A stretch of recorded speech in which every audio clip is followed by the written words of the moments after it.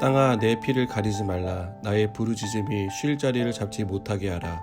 지금 나의 증인이 하늘에 계시고 나의 중보자가 높은 데 계시니라. 나의 친구는 나를 조롱하고 내 눈은 여호와를 향하여 눈물을 흘리니 사람과 하나님 사이에와 인자와 그 이웃 사이에 중재하시기를 원하노니 수년이 지나면 나는 돌아오지 못할 길로 갈 것임이니라. 나의 기운이 쇠하였으며 나의 날이 다하였고 무덤이 나를 위하여 준비되었구나. 나를 조롱하는 자들이 나와 함께 있으므로 내 눈이 그들의 충동함을 항상 보는구나. 청하건대 나에게 담보물을 주소서. 나의 손을 잡아줄 자가 누구리이까. 주께서 그들의 마음을 가리어 깨닫지 못하게 하셨사오니 그들을 높이지 마소서. 보상을 얻으려고 친구를 비난하는 자는 그의 자손들의 눈이 멀게 되리라. 아멘. 어릴 적에 잘못한 일이 있어서 아버지에게 매를 맞은 적이 있습니다. 그때 처음으로 아버지가 무섭다는 생각을 하게 되었습니다. 매를 맞으면서 내가 아무리 잘못했다고 빌어도 아버지의 화를 누그러뜨릴 수 있는 방법은 없을 것이다라고 생각했습니다. 그리고 아버지는 나를 미워한다는 확신을 하게 되었습니다. 그러나 그날 저녁에 저희 아버지는 제가 맞은 부위에 약을 발라주시며 어머니와 속상한 마음을 나누셨습니다. 제가 잠든 줄 알고 하신 말이었지만 저는 그 얘기들을 다 들었습니다. 그리고 매를 맞으면서 들었던 아버지에 대한 무서움과 섭섭한 마음, 이 모든 것들이 그 대화를 통해서 다 사라졌습니다. 교회 사역을 하면서 이와 비슷한 일들을 자주 경험합니다. 하나님을 무서운 아버지라고 생각하는 사람들이 의외로 많습니다. 이들은 조금만 안 좋은 일이 생겨도 하나님께 벌을 받아서 그런 것이다 라고 믿었습니다. 또한 이들은 하나님은 내가 잘못하는지 안 하는지를 지켜보고 있다가 조금만 잘못하면 언제라도 벌을 내려서 나에게 안 좋은 일이 일어나게 한다라고 믿었습니다.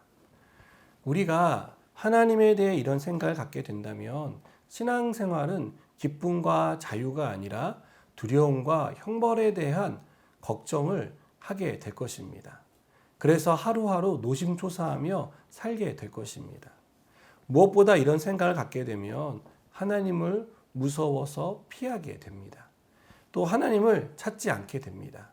하나님을 찾는 것은 내가 무엇을 잘못했거나 잘못한 일에 대해 야단을 맞을 때라고 생각하게 될 것입니다. 욥은 자기에게 임한 재앙을 하나님이 보내신 것이다라고 생각했습니다. 친구들도 하나님이 욥에게 재앙을 내리셨다라고 말했습니다. 그러나 욥이 생각하는 재앙의 이유와 친구들이 생각하는 재앙의 이유는 달랐습니다. 욥의 친구들은 전통적인 생각을 따라서 죄에 대한 형벌로 생각했지만 욥은 그렇게 생각하지 않았습니다. 적어도 욥은 재앙을 당할 만한 일을 하지 않았다라고 확신했습니다. 그래서 욥은 재앙 때문에 힘들었지만 하나님을 떠나지는 않았습니다. 하나님이 욥에게 재앙을 내리셨다고 해도 욥은 하나님을 떠나는 선택을 하지는 않았을 것입니다. 그것은 욥이 19절에서 고백하고 있는 말을 통해 확인할 수 있습니다. 나의 증인이 하늘에 계시고 나의 중보자가 높은 데에 계시도다. 여러분, 욥에게 하나님은 증인이시고 중보자이십니다. 하나님은 우리의 증인이 되십니다. 우리가 순결하면 순결한 것에 대한 증인이 되시고 우리가 범죄했다면 그 범죄를 입증하는 증인이 되어 주십니다. 그러나 또한 우리가 기억해야 할 것은 하나님은 우리의 중보자가 되신다는 것입니다. 우리의 죄를 위해 기도해 주시고 우리를 대신해 하나님 앞에 나아가서 우리의 죄를 용서해 달라고 탄원하시는 분이라는 것입니다. 욥은 주님이 중보자가 되신다는 사실을 믿었습니다. 그래서 마음이 어렵고 몸이 힘들어 모든 것을 놓고 싶은 상황에서도 끝까지 하나님을 붙잡았던 것입니다.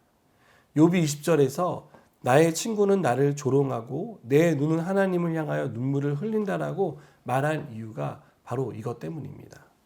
사랑하는 여러분, 하나님은 이스라엘이 범죄했을 때 그들을 대적의 손에 넘기셨고 끝내 나라가 멸망하게 허락하셨습니다. 이스라엘은 큰 충격을 받았습니다. 그들은 하나님이 우리를 버리셨다라고 확신했습니다. 그래서 절망했고 더 이상 기댈 수 있는 곳이 없다는 마음에 그들은 무척 슬퍼했습니다. 그러나 하나님은 이런 생각 속에 살고 있는 이스라엘 백성에게 선지자를 보내주셨습니다. 그리고 그들에게 끊임없이 말씀하셨습니다. 대표적인 말씀은 호세아 6장 1절입니다. 오라 우리가 여호와께 돌아가자. 여호와께서 우리를 찢으셨으나 도로 낫게 하실 것이요 우리를 치셨으나 싸매어 주실 것임이라. 여러분, 하나님이 무슨 말씀을 하고 계신 것입니까? 너희가 생각하는 것처럼 너희를 멸망시키고 다시는 너희가 일어나지 못하도록 막는 것이 아니라 나는 너희가 돌아오기를 원한다라고 하나님은 말씀하고 있습니다. 찢겨진 너희의 상처를 낫게 해주고 그리고 너희를 싸매어 주겠다라고 하나님은 말씀하고 있는 것입니다. 사랑하는 여러분, 어려우면 어려울수록 힘이 들면 힘이 들수록 우리가 선택해야 하는 일은 하나님을 향하는 것입니다. 하나님이 나를 도로 낫게 하실 것을 믿고 하나님께 돌아가는 것입니다. 그때 우리는 하나님이 우리의 상처와 아픔, 우리의 흐트러진 삶을 다시 싸매어 주시는 은혜를 경험하게 됩니다. 함께 기도하시겠습니다. 하나님, 우리가 하나님이 우리를 버리셨다라고 생각하고 하나님이 나에게 이런 고난을 주셔서 나를 곤란하게 했다라고 생각합니다. 그러나 하나님은 우리를 낫게 하시고 또 우리를 싸매어 주시는 분이심을 잊지 않게 하여 주시옵소서. 오늘도 우리 삶 가운데 하나님의 낫게 하심과 싸매어 주시는 은혜가 임하게 하여 주시옵소서. 예수님의 이름으로 기도드립니다. 아멘.